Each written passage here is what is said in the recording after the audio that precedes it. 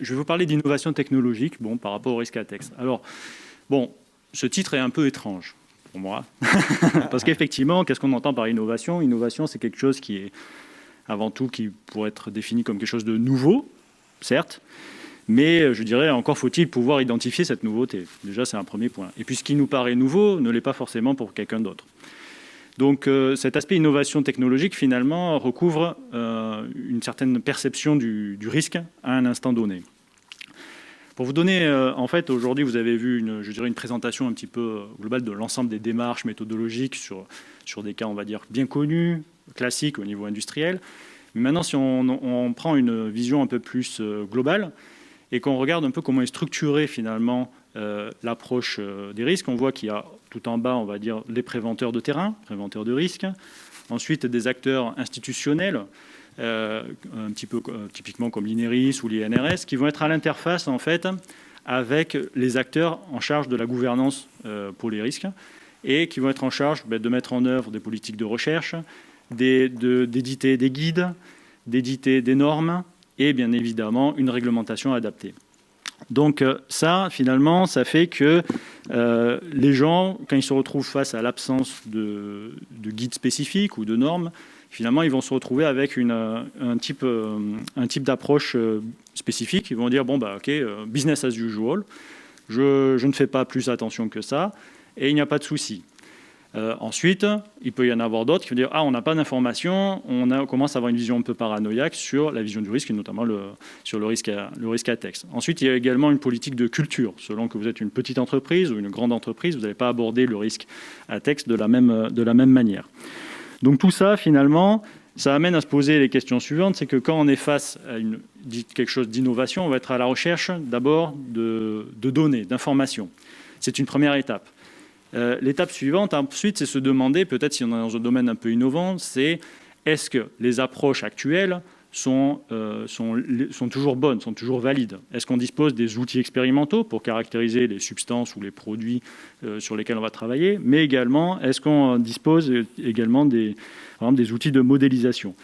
Et une fois qu'on a... Ça, c'est une partie un petit peu de recherche, c'est ce qui va permettre de s'intéresser à ce risque-là. Et ensuite... lorsqu'on va rassembler ces informations, cela va remonter à un niveau supérieur, au niveau des groupes de standardisation, réglementation, etc.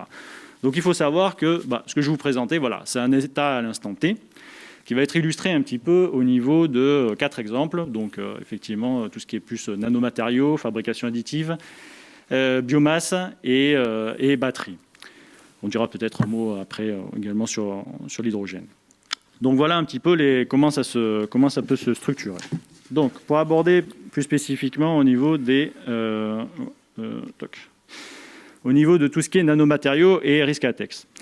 Alors, un nanomatériau est défini au niveau européen comme finalement étant un matériau contenant au moins 50% de particules sous format d'agglomérats ou de particules agrégées, au moins 50% de particules dont les dimensions vont être inférieures à 100 nanomètres. Bon, dit comme ça, OK, on dit juste c'est une poudre plus petite que les autres.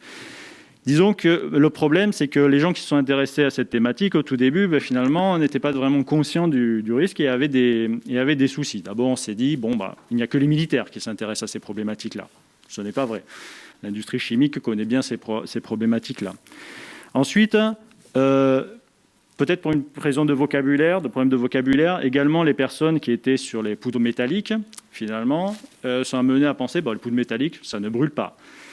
Plusieurs raisons à cela. Un manque de culture, un manque de retour d'expérience, et puis également parce qu'il y a une frange finalement des personnes qui se sont intéressées à cette thématique-là, qui venaient de la toxicologie et qui pour eux ne faisaient pas la différence entre un oxyde, une matière totalement oxydée, un oxyde métallique et un métal. Et puis ensuite, finalement, les gens qui ne regardent pas plus précisément également l'ensemble des différents types de substances que peuvent recouvrir un produit, par exemple, oxydé, qui peut être partiellement oxydé, qui peut être juste un enrobage pour une autre poudre, ou des choses comme ça. Donc, finalement, vous avez différents types d'approches, de façon de considérer le problème.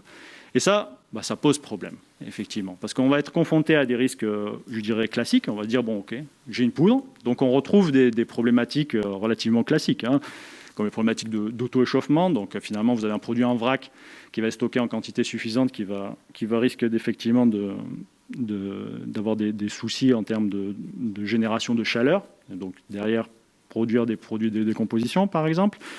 Vous avez également des réactions un petit peu plus classiques au niveau donc tout ce qui va être de la façon dont on va manipuler ces produits. Donc tout ça, a priori, on peut se dire bon, ok, on a une approche classique, il n'y a pas de souci.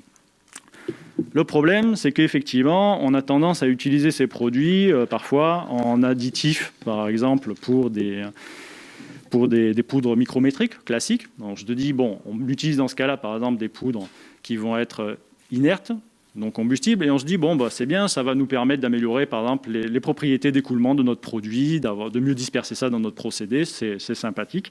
Mais en fait, effectivement, on va rajouter, finalement, on va risquer de modifier également le profil de sécurité des produits. Deux petits exemples, finalement, pour vous illustrer un petit peu ces choses-là. Vous avez par exemple un paramètre de sensibilité à l'inflammation, dite concentration minimale d'explosion. Donc quand on se trouve au-dessus de cette concentration, on se trouve dans une atmosphère explosive, typiquement. On se rend compte que lorsqu'on va diminuer la taille des particules, on va atteindre un seuil. Donc ça, c'est observé finalement pour certaines poudres, métalliques notamment. Et ce seuil, bon, finalement, semble assez stable. On peut considérer qu'on a des choses qui sont assez cohérentes. Par contre, quand on s'intéresse à ce qu'on appelle plus l'explosivité des particules, donc typiquement, sur le graphe de droite, vous avez la vitesse de montée en pression maximale en fonction donc, de la surface spécifique. Donc lorsque vous allez vers la droite de l'écran, vous avez donc quelque chose de nano. On s'attend souvent à se dire plus petit, beaucoup plus réactif. Et là, lorsqu'on observe ces données, on s'aperçoit qu'il semble que ça soit moins réactif. Et en réalité, il ne faut pas oublier que ça, ce sont des données obtenues à l'échelle laboratoire. Donc attention, parce que finalement, on va y revenir juste après, on voit qu'il y a des petits soucis lorsqu'on monte à une échelle beaucoup plus grande. Donc, au niveau en termes de prévention, bon, il y a des choses en termes de prévention relativement classiques, ce qu'on peut mettre en œuvre, des stratégies de substitution, on peut mettre en forme le produit, mais encore une fois, quelque chose qui peut marcher pour un produit ne va pas marcher forcément pour un autre. On peut ajouter effectivement des inertes, mais avec prudence, encore une fois. On peut regarder... Des inertes, rappelez-nous ce que c'est. Alors, des inertes, c'est des matériaux qui ne vont pas s'oxyder en tant que tels, qui sont déjà oxydés, mais qui finalement vont être ajoutés pour donner une propriété supplémentaire au produit, mais finalement vont modifier le profil de risque de ce produit. Et le fait que le produit soit oxydé, ça a quelles conséquences sur alors ça, finalement, par exemple, vous allez disperser beaucoup plus facilement, par exemple, un produit, donc ça va avoir une latex qui va être rester beaucoup plus en suspension, par exemple, parce que vous allez avoir moins d'agglomération, par exemple. Ou bien vous allez effectivement avoir un effet indirect, en fait, où vous allez avoir une facilité, vous allez entraîner la propagation d'une flamme beaucoup plus facilement dans votre nuage. Donc des conséquences derrière non négligeables. Donc tout ça fait que finalement, derrière aussi, vous avez des enjeux au niveau des moyens de prévention et protection qui fait que vous avez des données au niveau laboratoire et on se rend compte que finalement, à l'échelle industrielle, si on veut, par exemple, dimensionner des éléments de protection comme on vous a raconté ce matin, on est face à quelques soucis parce que finalement, à grande échelle, on se rend compte que ces données ne sont pas utilisables en tant que telles. Donc il y a de la recherche encore nécessaire. Bon, tout n'est pas noir. À l'heure actuelle, en tout cas, ce qu'on peut se proposer, c'est au moins un minima pour les matériaux extrêmement réactifs, c'est confiner le procédé. Cela se fait dans certaines industries qui manipulent notamment des poudres métalliques extrêmement réactives. Et puis, bon, il y a des solutions potentielles comme la suppression d'explosion. On va éteindre l'explosion de manière très rapide. Mais bon, encore une fois, il reste de la recherche à faire sur ce domaine-là. Maintenant, quand on en vient à un autre sujet qui est effectivement... un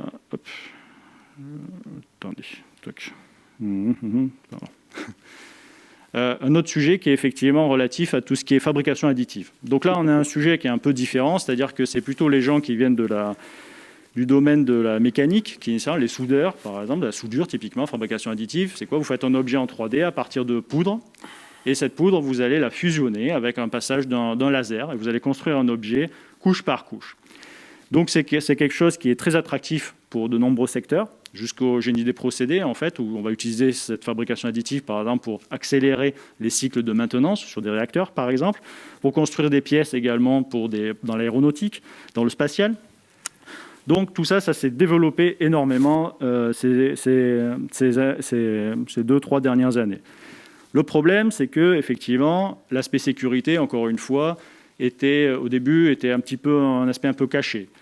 Et donc, avec ce développement, notamment en France, au niveau de l'Alliance du futur, il a été dit qu'effectivement, il fallait vraiment développer des guides pour accompagner les PME, notamment, et accompagner au niveau hygiène, sécurité, environnement. Comme je disais, effectivement, selon le secteur dans lequel vous vous placez, le point de vue, pour la fabrication additive, en France, par exemple, on a mis plus l'accent sur le toxique. En Allemagne, au début, plus sur les risques ATEX. Aujourd'hui, maintenant, on est plus conscient de ça et ces aspects-là sont intégrés au niveau des guides en cours de développement. Donc la fabrication additive, bien sûr, il y a des risques ATEX puisqu'on va utiliser des poudres organiques, des poudres métalliques qui vont pouvoir s'oxyder et, dans les conditions de mise en œuvre, peuvent former une ATEX et s'enflammer. Donc, dans ce domaine-là, il y a effectivement plusieurs incidents qui ont été rapportés par le passé et parfois des problématiques d'explosion autant que d'incendie et surtout sur la problématique de gestion de l'ensemble de la chaîne de valeur, surtout lorsqu'on va manipuler les produits et surtout quand on va recycler des produits derrière pour ce type de procédé. Parce que ces produits ont été modifiés par le procédé et encore une fois, ils ont des profils de sécurité qui peuvent différer du produit initial. Et ces caractéristiques des produits finaux, en fait, ne sont pas mentionnées dans les FDS, des fiches données de sécurité, à l'heure actuelle. Hop là. Donc, un autre aspect qui touche maintenant plus au niveau de tout ce qui est filière biomasse. Donc, au niveau de la filière biomasse, il faut savoir que, effectivement, biomasse, classiquement, on entend biomasse par quelque chose comme du bois, quelque chose d'organique. Mais aujourd'hui, la biomasse, c'est quelque chose qui est assez large et qui finalement englobe tous les produits, on va dire, d'origine plus ou moins naturelle. Alors, ça se développe de plus en plus dans le cadre de l'économie circulaire, notamment dans le cadre de la Chemical Strategy of Sustainability, qui est développée dans le cadre du Green Deal au niveau européen. Et donc c'est une filière qui est en plein essor, mais finalement, dans cette filière, on a tendance à vouloir transposer finalement en partie les connaissances qu'on avait déjà sur les autres produits classiques. Donc typiquement, les produits comme du charbon. Donc comme vous pouvez le voir sur ce graphe, finalement, sur la filière biomasse, on retrouve typiquement le traitement de la biomasse à différentes étapes, avec des procédés relativement classiques, de transformation, de broyage, d'utilisation dans des réacteurs thermiques, et tout ça pour produire différents types de produits. Et là, finalement, on se rend compte qu'il y a eu des incidents, par exemple, où des personnes qui utilisaient du charbon ont voulu transposer directement leurs installations à des installations de biomasse, en gardant les mêmes types de dimensionnement, par exemple, et les mêmes façons de pratique, et se sont retrouvés face à des incidents dans la gestion des risques incendie et ATEX de ce type de produit. Donc, dans cette filière, finalement, on est face à des scénarios de risques classiques à gérer. Donc, des risques d'auto-échauffement qui sont susceptibles, par exemple, de former des gaz combustibles, typiquement du méthane, du monoxyde de carbone. On est en présence également de produits qui peuvent être, contrairement à ce qu'on peut penser de premier abord, partiellement brûlés, avec des résidus de carbone, comme typiquement les cendres. Donc, on peut avoir des résidus en moyenne 5 à 10%, mais parfois, ça peut aller jusqu'à 30%. Donc ça, ce sont des résidus qui ne sont pas inertes, qui sont vraiment susceptibles de former des explosions, des risques, des nuages potentiellement explosifs. Et puis ensuite, vous avez surtout des challenges un petit peu nouveaux par rapport à l'ensemble de cette filière, parce que finalement, on se retrouve face à des produits extrêmement hétérogènes, pour lesquels on dispose de très peu d'informations au niveau sécurité. Il n'y a pas forcément de retour d'expérience bien établi sur les nouveaux procédés. Donc à l'heure actuelle, effectivement, l'INERIS travaille pas mal dans des cadres de projets européens, effectivement, pour accompagner ces nouvelles filières en émergence. Et puis de manière vraiment pratico-pratique, au niveau caractérisation des paramètres de sécurité ATEX, finalement, on voit qu'il manque typiquement des données pour tout ce qui est propriété de danger des substances. à haute pression et haute température. Donc il y a des choses au niveau standardisation qui sont en cours. Et puis aussi problématique de caractérisation des substances multicombustibles avec des mélanges. Alors bien sûr, on peut appliquer des approches classiques comme la loi de Châtelier, mais parfois c'est extrêmement limité et limitant. Bien sûr, il existe des guides, par exemple pour tout ce qui est méthanisation agricole, pour les biogaz, pour la manipulation de tout ce qui est biomasse à suivre. Enfin, une dernière filière qui est la filière batterie. Alors cette filière, finalement, c'est quelque chose qui, au XIXe siècle, les gens se battaient un peu entre le moteur à combustion et le moteur électrique.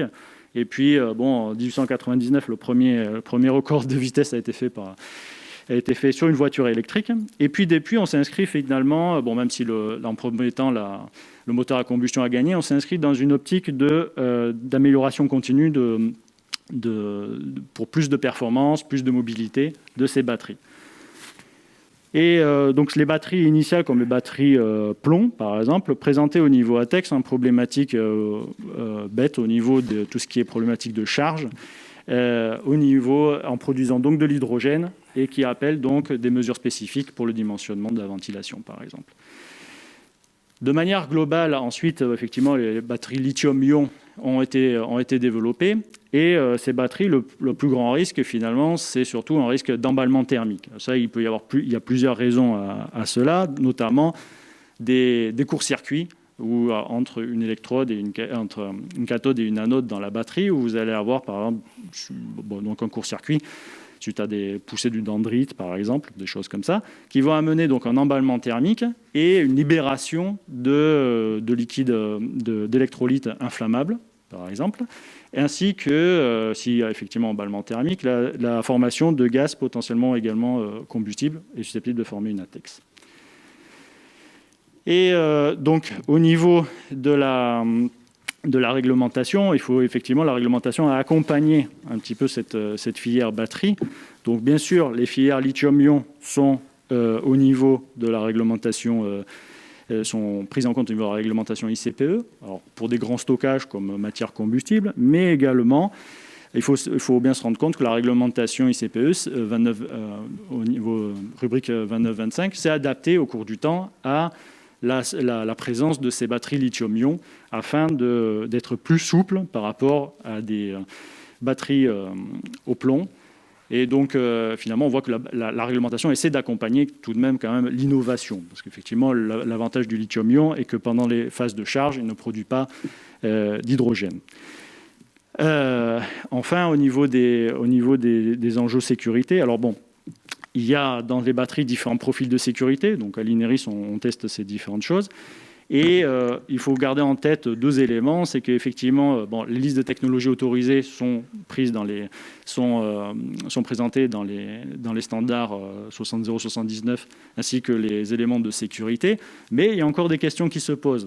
Parce que si vous prenez par exemple des batteries importantes, de grande taille, que vous enfermez dans un boîtier, en cas de court-circuit, il peut y avoir effectivement la batterie qui va monter en température et en pression, et donc il peut aussi faire perdre l'intégrité à ces boîtiers de sécurité, notamment quand ces boîtiers sont utilisés dans des zones ATEX, typiquement un chariot élévateur par exemple, sur cet aspect-là. Donc, pour répondre quand même à tous ces aspects-là, l'INERIS effectivement a une plateforme dédiée, plateforme Steve, pour réaliser les essais, une plateforme incendie également, donc des différents essais finalement où on va regarder en fonction de différentes causes, en fonction des tests mécaniques, électriques, thermiques, les risques d'emballement thermique de ces nouvelles technologies.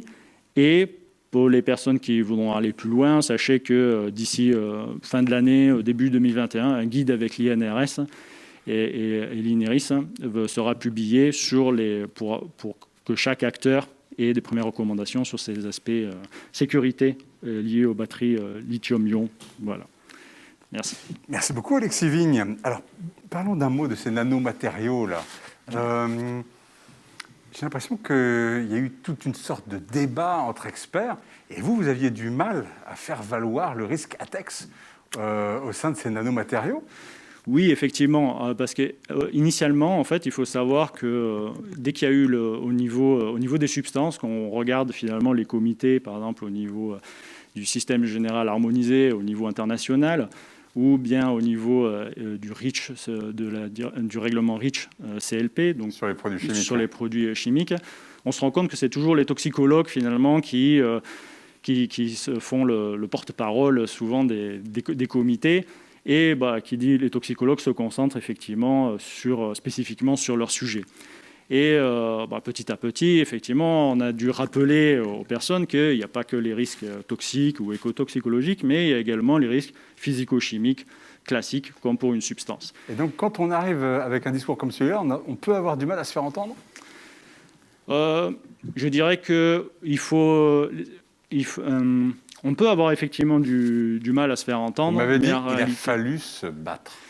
Effectivement. Disons qu'il a fallu comprendre le mode de raisonnement et de fonctionnement d'une autre culture, typiquement des personnes très habituées à penser juste risque. Et pour nous, ça nous a permis finalement d'utiliser leurs arguments, d'utiliser leur façon de procéder pour les mettre, je dirais, un peu à notre service. Mais c'est vrai que, pour prendre une petite anecdote toute bête, quand vous leur parlez d'explosion, ils comprennent exposition. Quand vous leur parlez de réactivité, ils pensent réactivité biologique, par exemple, ou d'auto-échauffement, qui en anglais c'est self-heating, ils vont comprendre self-healing, auto-guérison. Auto-guérison, oui, c'est ça. Voilà. Donc c'est compliqué. C'est compliqué de se faire comprendre. Ils ne sont pas de cet univers-là et donc ils ont du mal à se projeter. Oui, voilà, exactement. Et puis c'est plutôt des gens qui sont un peu plus du côté académique, même si un peu plus institutionnel, avec moins cette vision industrielle. Quand même. Ça. On vous pose une question concernant les batteries LiH. LiH, c'est quoi? C'est pas lithium-ion? C'est quoi? C'est lithium-hydrure. Ah, lithium-hydrure, d'accord. Et une fuite de l'électrolyte contenu pourrait-elle être à l'origine d'une ozone ATEX suite à une chute de la batterie ou à un choc? Alors, au niveau... Alors, je ne connais pas spécifiquement ces batteries, j'ai des collègues dans la salle spécifiquement, mais effectivement, lithium-hydrure, ce qui est sûr, c'est que c'est un matériau qui est extrêmement réactif dès qu'il va être mis à l'air, en fait. Donc à ce moment-là, effectivement, il y a quelques précautions à prendre, et c'est d'ailleurs une des raisons pour laquelle finalement ça s'est moins développé que d'autres types de batteries. Donc à surveiller. Et alors, il y a eu des accidents dans le domaine de la fabrication additive, je crois aux États-Unis en particulier, une explosion? Oui, effectivement, tout à fait.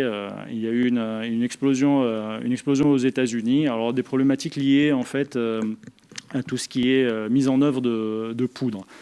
Et d'ailleurs, effectivement, c'est effectivement les gens manipulés sans trop être au courant de ce qui se passait, mais il y a aussi le retour d'expérience montre aussi qu'il y a parfois une confrontation entre différentes réglementations. Typiquement, dans le même contexte, il y avait eu par exemple un début d'incendie. Et en fait, les moyens d'extinction qui avaient été mis en œuvre étaient prévus pour un établissement recevant du public. Donc, c'était de l'eau qui était projetée directement sur des métals en flammes. Ce qui fait que des pompiers ont voulu intervenir directement. Après, ils ont découvert ça un peu trop tard et certains pompiers, malheureusement, ont été retapissés de métal enflammé, quoi. Donc, c'est effectivement, il y a également une réflexion à faire pour s'assurer qu'il n'y a pas de problème entre les différentes réglementations. Il faut toujours être vigilant finalement sur le contexte réglementaire dans lequel on intervient. On retrouve ça au niveau ATEX et ICPE par exemple. C'est un peu pareil. Alors, une dernière question sur l'hydrogène. Des véhicules à motorisation hydrogène arrivent sur le marché. Les risques sont-ils maîtrisés? Alors, de manière générale, il faut savoir que tout ce qui est véhicule répond à des devoirs d'homologation, en fait, notamment via le règlement 2009-2010. Mais en fait, tout ça, ça va être remplacé par une homologation au niveau plus international. Donc c'est plus l'ONU qui gère ça. Donc c'est plus la règlement R134, en fait. Et donc, effectivement, au niveau international, il y a une homologation. On ne peut pas circuler avec un véhicule qui ne répondrait pas à un minimum de critères de sécurité. Maintenant, ce qui est clair, c'est qu'il peut y avoir des problèmes potentiels effectivement dans ces règlements. Et l'INERIS travaille en étroite collaboration justement avec la DGPR pour approfondir certains points particuliers.